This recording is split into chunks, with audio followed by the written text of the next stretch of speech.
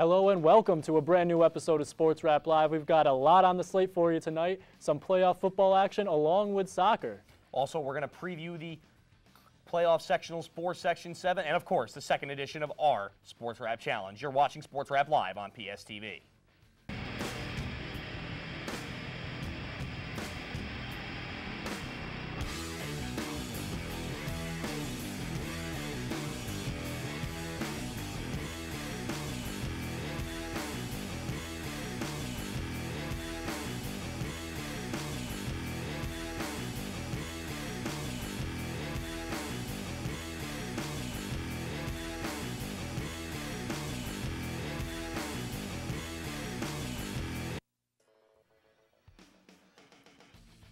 Welcome back to a fresh edition of Sports Wrap Live. I'm Lee Dudek alongside Mike Warren. How are you, Mike? Not too bad, Lee. A great weekend of football and soccer action up here in the North Country. I'm excited, and like I said before, it is sectional time, one of my favorite times of the year. Absolutely. Yeah, isn't it everybody's favorite time of the year? Playoff time, excitement is rising. We got playoff football, we got playoff soccer coming up in a week or two.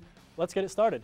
That's right. We're going to start off now with our first of two Class B semifinal matchups for Section 7 football as the Plattsburgh Hornets traveled to Peru. We're going to pick up the highlights in this one, where Peru had an 8-0 lead from one play from scrimmage as Blake Altizer hit Zane Bazzano. Here's the second touchdown, however, as Altizer drops back to pass. He hits Hunter Bruno into the end zone to make it 14-0 early in the first quarter.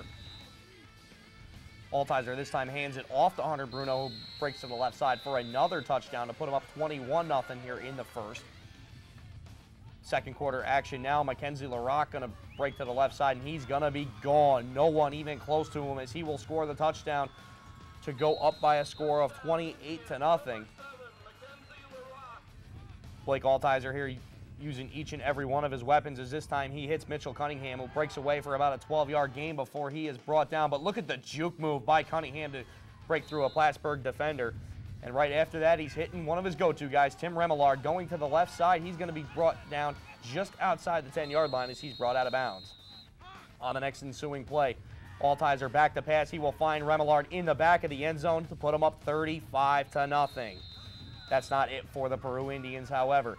On the next drive, Altizer back to pass. He's going to find Brett Boyer to the right side, who dips just in front of the pylon to put another score up for the Peru Indians. A little bit of defensive action for the Peru Indians coming up now. As you can see, Plattsburgh's Jonas Miller with the ball. You can see on the freeze frame with the square, you look at the ball right there.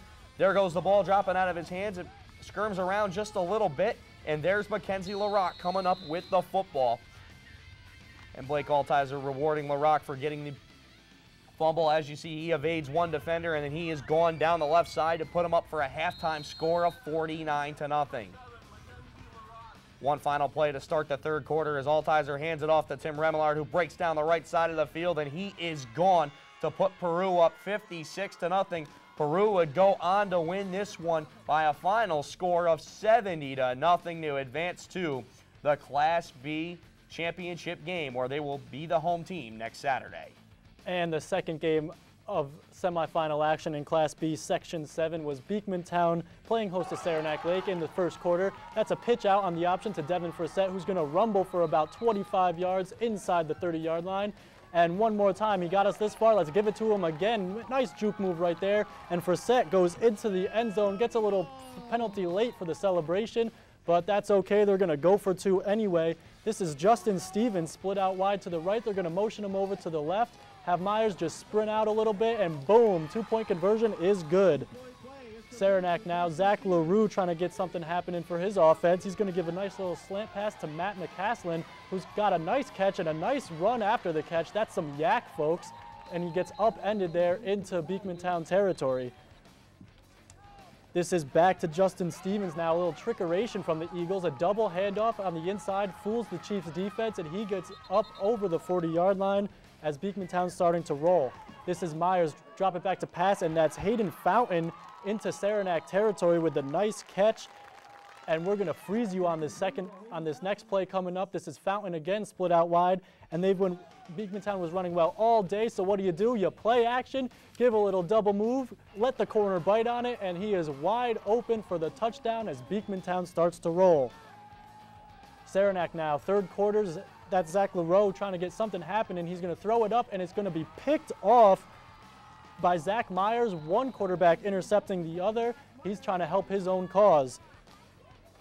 This is another handoff to Frissett, a tough run over to the right side. He had 154 rushing yards on the day. And again, he got us this far, give it to him again, right up the gut, a tough run. Second touchdown on the day for Frissett, and the Eagles weren't done there, still in the third.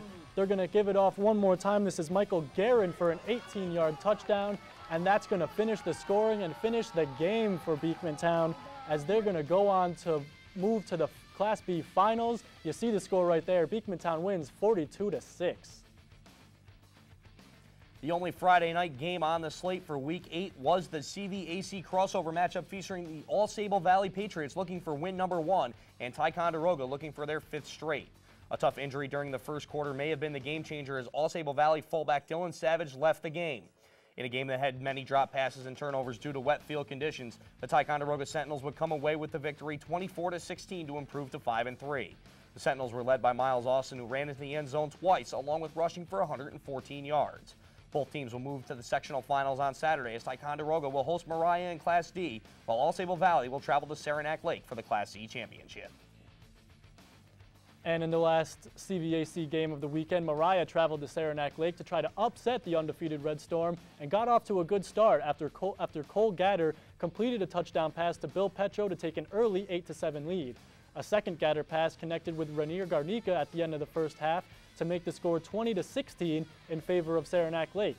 But in the second half, the Red Storm stepped on the gas behind 2 rushing touchdowns from quarterback Matt Fellon. Seth Pickran ran in another one to close out the scoring as Saranac Lake stays unbeaten and wins by a final of 41-16. They will host the Class C championship next weekend as Mariah will travel to Ticonderoga for the Class D championship. So, Lee, as you can see, Mariah putting up a fight, only down 20-16 going into the second half against Saranac Lake Saturday afternoon. Yeah, Mariah really played well, at least in the first half. Saranac Lake is one of those teams that if you give them an inch, they'll take a mile, and they're just that good. So for Mariah to hang in there that long, it was a good sign for them, in my opinion. How about Peru's offense, though, this weekend? Blake Altizer, you can use every weapon properly, 70-0. What an offensive assault by the Peru Indians. Yeah, and I look at Peru and I look at Beekmantown, and those are two teams, in my opinion, right now who are kind of on opposite ends of the spectrum. Peru loves to start fast, 49-0 in that first half. Beekmantown kind of going the other way. They start a little slower, but once they get their footing, they really step on the gas and put it to you. And how about All-Sable Valley over the last 3 weeks? Really starting to play well. I mean, 3 weeks in a row, they've been in games and almost picked up the victory. They have been playing really well, and I wouldn't overlook them too much if I was Saranac Lake going into this weekend. Yeah, you got to be confident, but not overconfident. All-Sable Valley has been playing well. Right now, we're going to take a quick break, but coming up, we have some soccer. And don't forget our Sports Wrap Challenge Week number 2 edition. So keep it right here on Sports Wrap Live.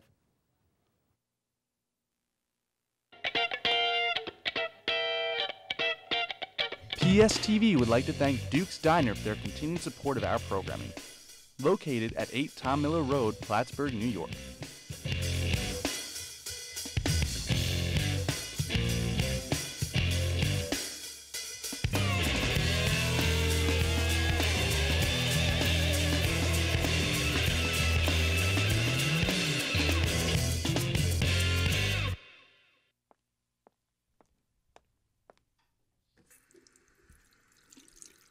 Don't forget, Cardinal Sports Live premieres tonight with your host, Victor Sweet.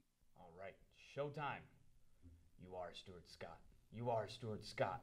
You're cooler than the other side of the pillow.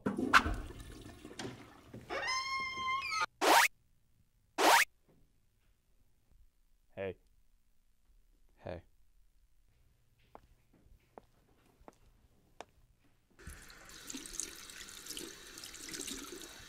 You're not Stuart Scott! You are Stuart Scott. Weekly Bergie, Season 2, in 10, 9, 8, B. Stephen 7, Colbert.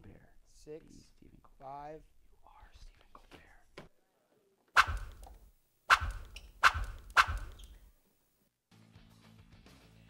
And welcome back into Sports Wrap Live. We're going to get you updated on some soccer action going around the CVAC. What do you got, Mike? Well, the Section 7 girls soccer kicked off on Tuesday afternoon in Class B in the quarterfinals as third-seeded Saranac took on the sixth-seeded Peru Indians. The Chiefs would go into halftime with a comfortable 2-0 lead as Summer Gillespie took a pass from Caitlin Bowman to open up the scoring, along with Amy Latemplio adding a penalty kick. The match was far from over. However, all it took was 90 seconds for Peru to cut the lead in half when Mary Mazzella hit Ashley Carpenter for the tally. 30 minutes later, Nicole Brayton hit the equalizer for Mazzella's second assist, tying the game at 2. With just 3 minutes left on the clock, a skirmish arose in front of the net, and Amelia Jenkins put home the game winner for Saranac, giving them the 3-2 victory and moving them on to the semifinals. The Chiefs will play in the nightcap of the doubleheader Friday night, taking on Northeastern Clinton, with kickoff at 7 p.m. at Shazy. And moving to boys soccer now on senior night in Peru, the Indians did not disappoint their fans. Peru took a 3-1 advantage into halftime and scored twice more in the first 17 minutes of the second half to finish off the Red Storm by a final score of 5-2. Justin Wiley scored twice for Peru, while Jacob Dick, Jonathan Plessis-Belair, and Zachary Hamilton added a goal apiece. Aaron Noel and David Clucky were the goal scorers for Saranac Lake as they will visit Beekmantown in the Class B quarterfinals Wednesday. Peru finished the season with the 2 seed, and they get a first-round bye and will play the winner of that Saranac Lake and Beekmantown game. In the second semifinal played on Tuesday, 4th-seeded Plattsburgh took on 5th-seeded Saranac Lake in girls soccer. From the start of this one, it was all Plattsburgh as the Hornets scored early, a minute and a half apart, with goals coming from Marley Curley and Alexis Lamora, with the goals assisted by Madison Trombley and Kelsey Senecal. Plattsburgh would tally 2 more before the half as Brooke Knight added 1 from Ashley Carper. Curley would put another one past the keeper to give the Hornets a 4-0 lead at halftime. Saranac Lake would get on the board in the second as the Red Storm's goal came when Annie Fournette scored on the assist from Jenny Ward. The Hornets will move to the first semifinal matchup at Shazy on Friday night when they take on top-seeded Beekmantown with kickoff at 5. And back over to boys, a wild one in Crown Point as the Panthers escape with a late goal victory over Scroon Lake. Gabe Macy scored twice in the first 15 minutes to give Crown Point a 2-0 lead early, but Taylor Stone and Jesse Shaughnessy responded with a goal each to tie the game at 2. The Panthers pressed on, though, with 2 assists by Macy, both going to Mike Enman, and they would take a 4-2 lead into the half. Saranac Lake wouldn't quit, though, scoring twice more in the second half to tie the game.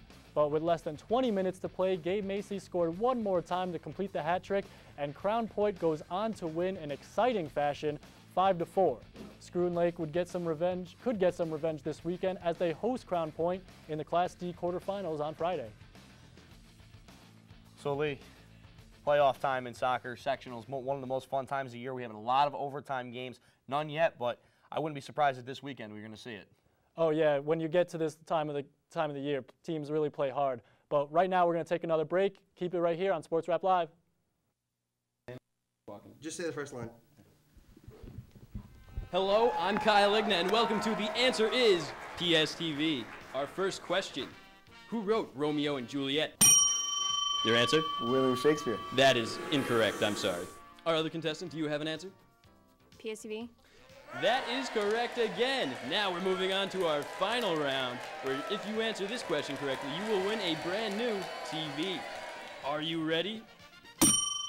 Yes, Kyle. I'm sorry, that's incorrect.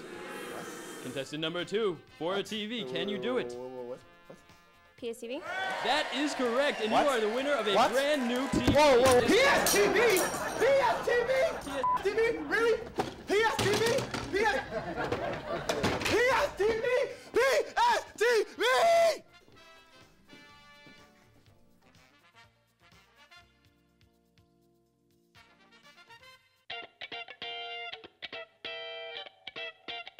PSTV would like to thank Duke's Diner for their continued support of our programming. Located at 8 Tom Miller Road, Plattsburgh, New York.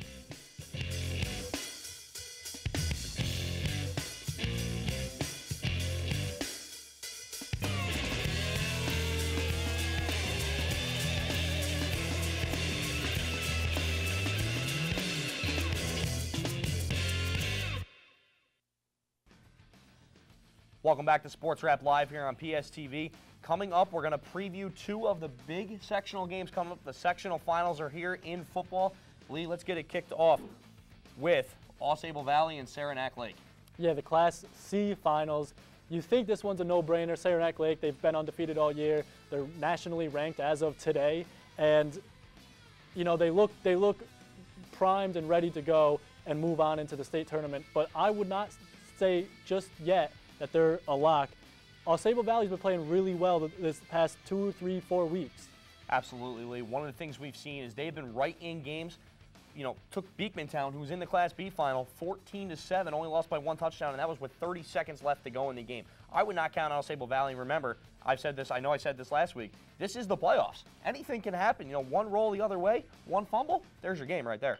You're absolutely right, and the way Sable Valley's defense has been playing, you like to think that they might be able to hold off Saranac just long enough to keep their momentum up. Second half, you never know what can happen. You get a wrong bounce or something, it can go your way no matter what. But now we're going to move on to the Class B finals. We showed you the semifinals earlier. We got Peru going to Beekmantown, or excuse me, Beekmantown going to Peru. Who you got, Mike? I like Peru in this one. I just think Blake Altizer and all the weapons he has on offense is just going to be too much. But I wouldn't be surprised if Beekmantown's defense comes up and steals a couple away, gets a couple turnovers, maybe even put one in the end zone on the defensive end. Yeah, I really like the way Beekmantown played last week in their win over Saranac. Like I said, not off to a very hot start, but they came on strong. You saw Zach Myers playing both sides of the ball, getting that interception, helping his own cause a little bit. And I do like Beekmantown. I know Peru has been playing great the last few weeks, but Beekmantown, they have something that I like about them. I think they got this one out. Well, we caught up with a few of the players and the coaches from both Peru and Beekmantown. Let's take a look at this as we preview this Class B final. Blake's definitely gotten comfortable back there. He's got a lot of weapons offensively to distribute the ball to. We've got a great balance of run game and pass game to keep defenses off balance. So when he does drop back to throw the ball, you know, sometimes we're catching them off balance a little bit. So that's nice. You know, Blake's done a nice job working week in and week out of getting comfortable within the system that Coach O'Connell has. You know, so his production on the field is a direct result of the time that he puts in over the course of a week studying. You know, we just got to execute our game plan, eliminate our penalties and a little bit of our miscues that we had in that first rematch against Beekmantown, and hopefully we can get the offense, you know, traveling at a pretty good clip and staying consistent. You know, and then defensively, I think we definitely played pretty well defensively against them the first time around. I think we held them to under 80 yards of total offense first time around.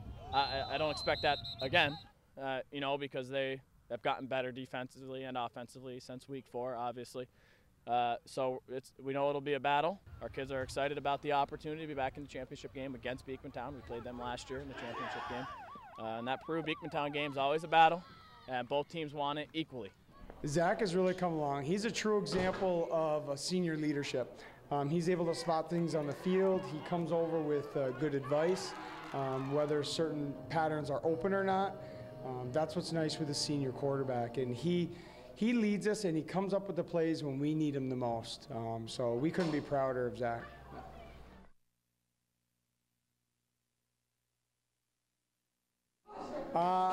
You know, I'm pretty confident going into the game physically. We always play Peru pretty well. The last time we played them, we had 4 turnovers, and they really only beat us by a touchdown. We're really hoping to just come out and play good physical football, and we're pretty confident in their offense and what it can do. So, you know, we've got a couple special things for them for next week, something they haven't seen yet. We'd like to thank all the coaches for taking our time with us. Coming up next, we have the second round of the Sports Wrap Challenge. Keep it locked right here on Sports Wrap Live. Here at PSTV, we love our Cardinals sports, and we're a big fan of Bergie. Good game, Bergie. Good game, Bergie. But sometimes he can be just a little too much.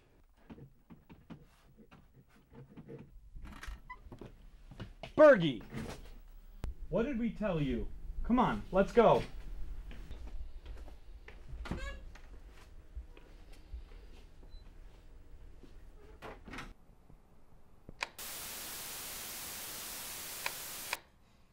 What the French toast? Yo, I can't get PSTV. Do you have PSTV? No, I don't have it either. No! Guys, there's no PSTV. You guys got PSTV?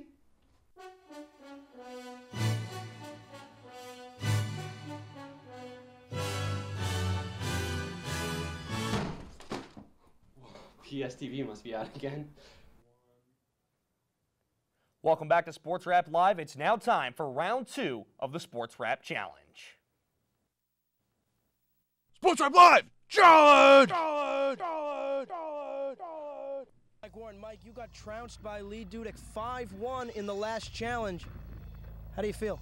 You know, that was last week. This is a new week. We got a new competition today. Pump, pass, and kick. You know, I played a little bit of football, and like Lee, I played a little bit of soccer, and I was a goalie. So punting and kicking, I should be okay on. No doubts whatsoever? There's always that doubt in the back of your mind. You know, one thing we have to worry about today, field conditions. It is very wet out here behind Memorial Hall today. You never know. It could slip and fall, and, hey, anything can happen. We're here again for the second Sports Wrap Challenge here with Lee Dudek, champion last time. You may remember defeating Mike Warren 5-1, trouncing him in basketball. Today we've got the punt, pass, kick. Lee, how do you feel? I feel good. You know, played soccer for like 13 years, so punt and kick are 2 of the 3. I think I got that. How's the arm feel? Arm feels good. I got loosened up for a little while, so I'm ready to throw some bombs out here. It's confidence, not cockiness, as we said last time. Lee, any worries at all? None. None, folks, none. Now, throwing a football is different than throwing a soccer ball, so how do you feel about that? Well, let's just put it this way. When I used to play football, I threw a lot of interceptions. I can't do that today. All I got to do is throw it straight. There's nobody catching it, so I should be okay. Are you John Elway, or are you more like Brady Quinn? Brett Favre? Brett Favre, folks, Brett Favre. Getting warmed up here for the second Sports Wrap Live Challenge. Remember, Lee won.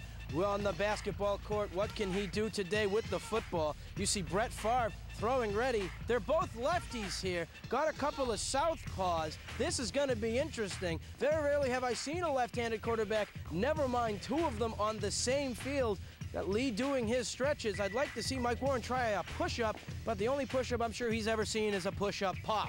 See, Lee showing Mike how to do a proper push-up. Let's see if that has any effect, and it doesn't. Mike just ignoring him, getting ready to throw. Lee looks ready to go. Mike just kind of standing in motion, just kind of throwing the ball in place. Not going to do him very good. Just about ready to go here at the second Sports Wrap Live Challenge. Let's go over the rules real quick. We have a football. We have Mike and Lee. We have 3 different things we're going to try. It's the punt, the pass, the kick. You know what the punt is. Drop the ball and kick. The pass, I'm not a lefty. Take the ball and throw and kick. Put the ball on the ground, on the corner here. Furthest wins. Now, they have 3 tries at each. Furthest punt, furthest pass, and furthest kick. Do not go over the line when you do it. These guys are ready to go. Here we go, the first punt by Mike Warren. Here comes the lefty, stays behind the line and puts up what looks like a kick. Not sure, I think I outkicked him on that one in my 3 attempts. The kick is up, and it is better than the first one. A nice line drive kick. Oh, that doesn't get a good bounce and goes to the side. The kick is another high one that oh, he's got a good bounce there. He's waving it on. Go, baby, go. And that's not a bad third kick. Mike Warren has to be happy with that one. Lee, the righty, puts up the first kick, and it's high, and it's far. Does it have the distance? He doesn't get a good bounce, and I don't think it went far enough.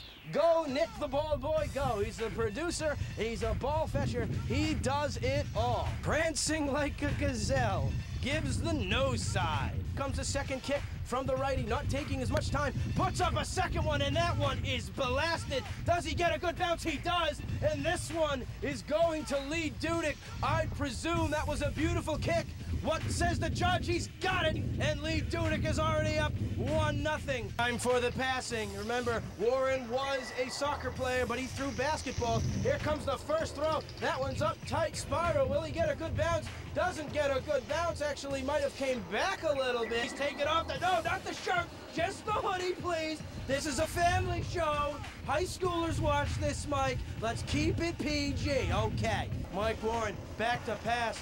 Puts it up. There's a tight line drive. Spiral actually gets a not much of a good bounce, and the first one was the furthest. Mike, you had 3 opportunities, and in 3 times, your producer upstaged you. I haven't been stood up that bad since senior prom. Okay, time for Lee's turn to go. Not going with a follow-up on that one. Lee Dudek's first opportunity, a line drive. It's high. Is he going to get a bounce? And he is. And just like that, it's good. It's good. Lee Dudek on one pass. It took him 2 kicks and 1 pass. And just like that, he's up 2-0. Warren's first kick is up, and oh, that's a nice, beautiful line drive, and for once he actually got a bounce. Out goes the Panda to mark the spot, and it's a good one, folks. Mike Warren's... We got a special request for laces in. Laces in, folks. Mike Warren wants laces in. Goes against everything Dan Marino believed in, if you watched Ace Ventura, Pet Detective. But here we go, Mike Warren's second kick, laces in, it's a line driver, it's got a bounce to it. What does Panda Ref say? No. Mike Warren taking a different angle on the third one. Here he goes, Grammatica, the kick is up, and it is not going to be even close to the first one. No, sir, says the ref. He's got 3, I should say, kicks. Here we go, the first one. He rounds up, ready to go, and that's a line drive. Is he gonna get a good bounce? He is. Mr. Referee, is that enough? No!